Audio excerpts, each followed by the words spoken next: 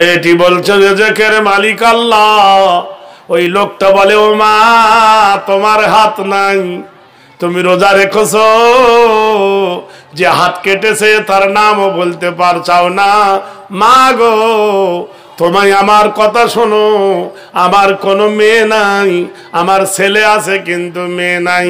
তুমি যদি আমার বাড়িতে যাও তাহলে আমার বাড়িটা ফুলে ফলে ভরে যাবে, আমি তোমাকে মেয়ের মতো মানুষ করব। মা, আমার বাড়িতে কি তুমি যাবে?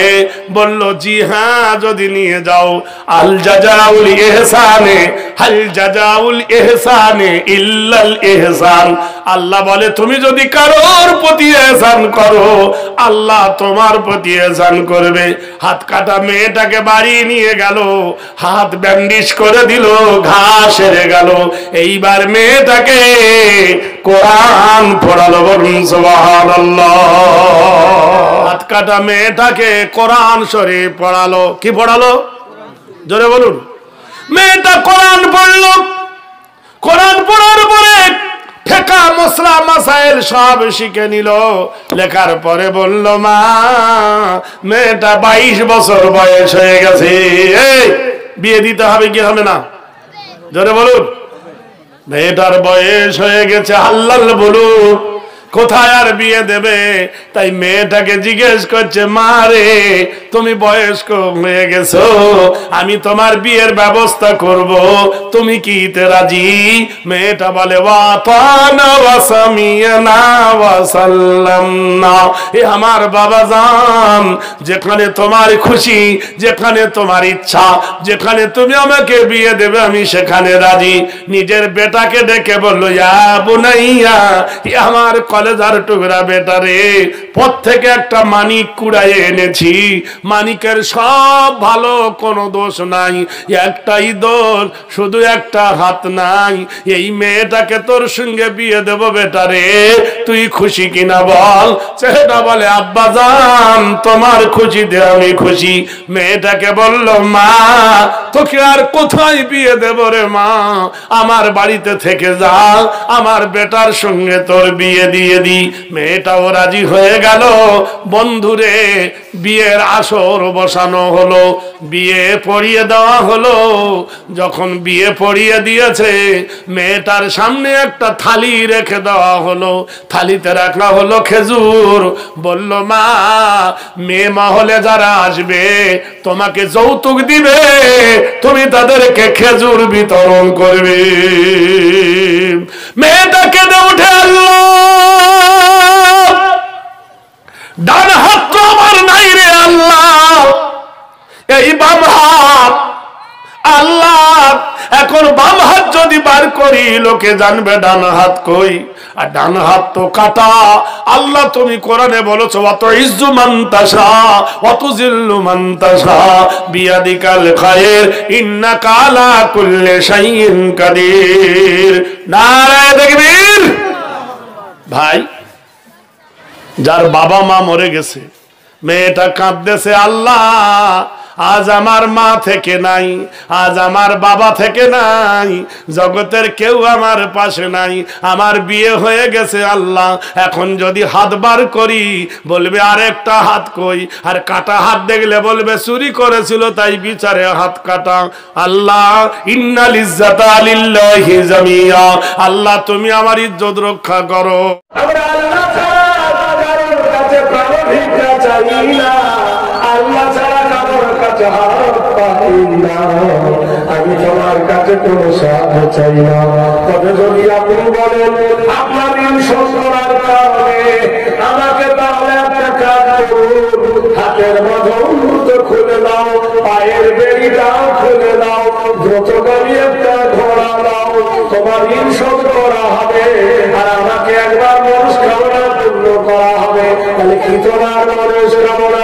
আমার একটা সন্তান হয়েছে, আমার দিদির একটা বাচ্চা হয়েছে, কলেজার টুকরা ছেলে হয়েছে, আমি সেই নবজাতের মুখ দেখি নাই, বডিখানা দেখি নাই, চেহারাখানা দেখি নাই। আপনি যদি আমাকে ছেড়ে দেন তাহলে আমার কচি বাচ্চার মুখ দেখা হবে, আর তোমার পদ আদায় হবে। ভালো চালাকি ধরে নিয়েছ, ভালো ফন্দি ধরে নিয়েছ, পালাইবার রাস্তা দেখতেছ, পালিয়ে যাবার ভাগ্য পথ খুলতেছ। এ বললেন যাবো না, আমরা মুসলমানকারী ওয়াদা, আমরা কোনদিন ওয়াদা খেলাপ করি না। ঈসা নামে একজন কমান্ডার দাঁড়িয়েছিলেন, তিনি বললেন যাবো না, মুসলমান কোনদিন ওয়াদা ভঙ্গ করে না, মুসলমান প্রতারক নয়, মুসলমান ধাপ্পাবাদী নয়, মুসলমান বেঈমান নয়, মুসলমান ইমানওয়ালা। বাদশা বলছে তোর তো মাথা যদি কেন? বললেন যাবো না, আমি একবার মক্কায় তওয়াফ করতে গিয়েছিলাম, গিয়ে দেখলাম একজন সাজদা ধারণ চাদর পরে কাবা শরীফের সামনে থেকে ধরছে লা ইলাহা ইল্লাল্লাহ, আর একজন লোক তাকে মারতেছে। জিজ্ঞেস করলাম কে? বলছি আব্দুল মুত্তালিবের খানদানের একজন জওয়ান, এর নাম হলো মুহাম্মদ রাসূলুল্লাহ। ওই লোকটা পাগল হয়ে গেছে। আমি পাগল দেখতে গেলাম, আমি কিউরিসিটি পাগল করতে পারি না, ছুটে গিয়ে দেখলাম পাগল দেখতে গেলাম, কিন্তু অন্যরকম দেখলাম। পাগলদের হাতে বড় বড় নখ থাকে, এর লোক দেখলাম কি সুন্দর করে কাটা। পাগলদের মুখে দাঁত মাথা থাকে না, এর দাঁত দেখলাম চাঁদের মতো পরিষ্কার। পাগলের মাথায় ধুলা থাকে, চুনা চেয়ানো থাকে না, এর চুল দেখলাম কি সুন্দর করে পরিপাক করে আচরানো। পাগলদের গায়ে জামা কাপড় থাকে ময়লা, এ পাগলের জামা কাপড় দিলাম এত পরিষ্কার। পাগলের গা দিয়ে বন্ধ বার হয়, এ পাগলের গা দিয়ে বেশকে আমলের বন্ধ বার হয়। সুবহানাল্লাহ। পাগলের কাছে গেলাম, দেখতে গেলাম পাগল, বললো ইনি কে? ইনি হলেন আখিরি জামানার পয়গম্বর জনাব মুহাম্মদ রাসূলুল্লাহ।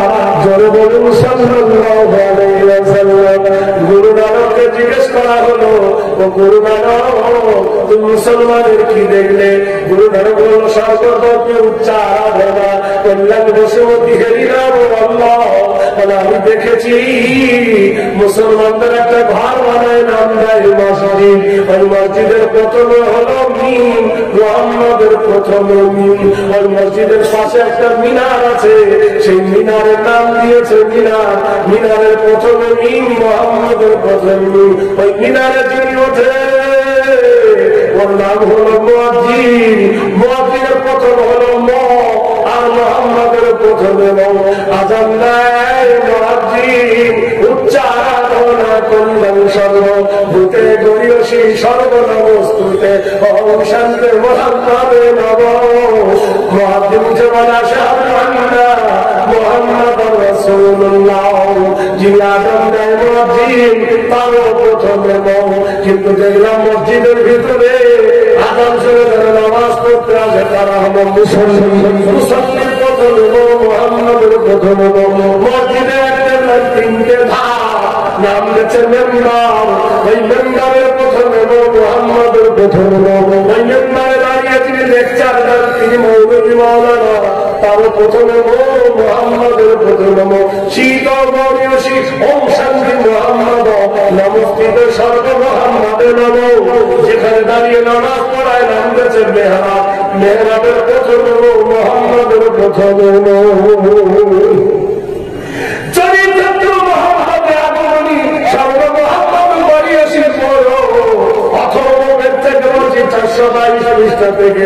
সর্বভূতে কল্যাণ বসুমতী হেরিরাম সর্ব মুহাম্মাদ। কালচার আগাচরী সর্ব আত্মচরিত্র মুহাম্মাদ।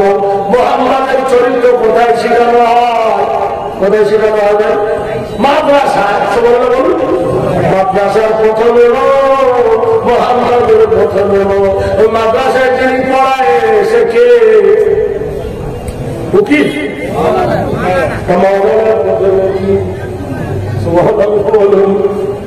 বিদেশ থেকে যারা আসে নাম হলো মুসাফির। মুসাফিরের প্রথমে যিনি খানা খাওয়ায় মেহমান, যিনি খায় তিনি হলো মেহমান। এর প্রথমে কি? খাতমান। আপনারা বলো মুসলমান, মুসলমানের প্রথমে কি? মরে গেলে প্রথমে কি? মৃত্যু। মাটির প্রথমে কি, মক্কার প্রথমে, মদিনার প্রথমে, মিনার প্রথমে, মুজদালিফার প্রথমে, মক্কার আবহাওয়ার প্রথমে, মুজাহিদের প্রথমে, মাশরিকের প্রথমে, মাগরিবের প্রথমে, শীতল শরণা উজ্জ্বল দাও অংশনালিত করলাম। আমাদের সংস্কৃত অনুষ্ঠান হবে না, আমাকে নিয়ে যায় বেদ পড়াতে, মোটা কথা বলে কেউ কেউ বলে সারা ব্রাহ্মণ ছিল, বলা হয়ে গেছে ব্রাহ্মণ নয় রে, বহু কষ্ট করে লেখাপড়া শিখেছিলাম, বহু কষ্ট করে বেদ করেছিলাম। এখন কেউ কেউ গাল দিচ্ছে, গাল দিস না, কেতাবে আছে পড়ে না। আমি কাউকে গালি দেওয়ার কথা বলি না, জোরে বলুন না, আল্লাহকে বলতে অসুবিধা হচ্ছে। হ্যাঁ মুসলমান কোন পথে তার চাকরি আছে, বল তোরা এখানেতে ছোট বড় আছেন না তুমি উচ্চ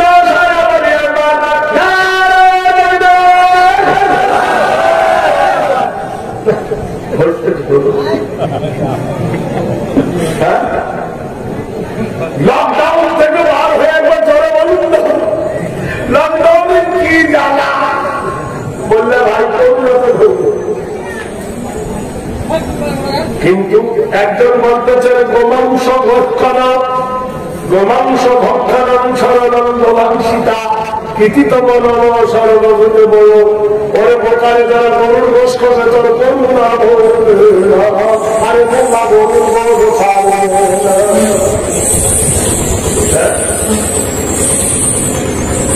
সুবহানাল্লাহ।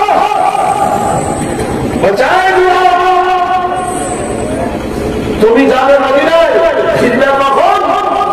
বলে যাহা বানাবো এখান থেকে যাব মদিনায়, সূর্য ডোবার আগে ফিরে আসবো, আমার কচি বাচ্চা নবজাতের মুখ দেখতে যাব। বাচ্চা বললেন যদি তুমি না আসো, ঈসার আলী মক্কা বললেন যাবো না, আমি ওর জন্য জামিনদার হয়ে গেলাম, আমি ওর জন্য জিম্মাদার।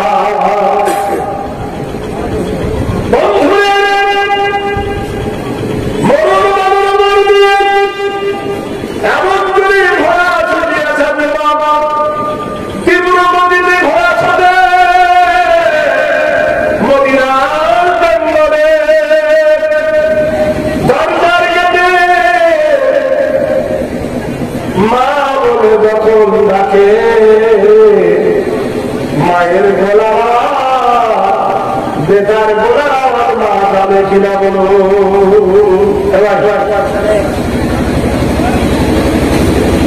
দরজার গেটে ডাকছে মা, মা দরজা না খুলে দরজা লাগিয়ে দিল, বলল মা দরজা কেন খুলো না, ইন্নাল মুনাফিকিনা ফি দারকিল আসফালি মিনাল নার। মা বলছে যারা মুনাফিক তাদের ইসলাম হলো কান্না, 69 জনকে বিপদে ফেলে তুই পালিয়ে এসেছিস, তুই বেঈমান, তুই মুনাফিক, আমি মুনাফিকের মুখ দেখবো না, মা হবো না। সাহাবা কেঁদে ফেললেন, বলছে মা আমি মুনাফিক নয়, আমি প্রতারক নয়, আমি মুনাফিক নয়, আমি প্রতারক নয় মা। মাগো যুদ্ধের ময়দানে যখন যাইল মা, তখন তুমি মাগো একটা সংবাদ দিয়েছিলে যে আমার একটা ছেলে হয়েছে, মাগো সেই ছেলের নবজাতের মুখ দেখি নাই, ভগবান তাই জঙ্গলে গাছে ধাক্কা লেগে যে মনে ধাক্কা লেগে পড়ে গিয়েছিল, সাধারণ মানুষ নয় তিনি বাহরাইনের সুলতান ইবনে সারওয়ার। মাগো আজ পরিচয় হয়ে গেল তিনি ঋণ মুক্ত হতে চায়, ঋণ থেকে বাঁচাবার জন্য আমাকে ছেড়ে দিয়েছে গো মা। মাগো আমি সত্য বাপের বেটা, মিথ্যা বলি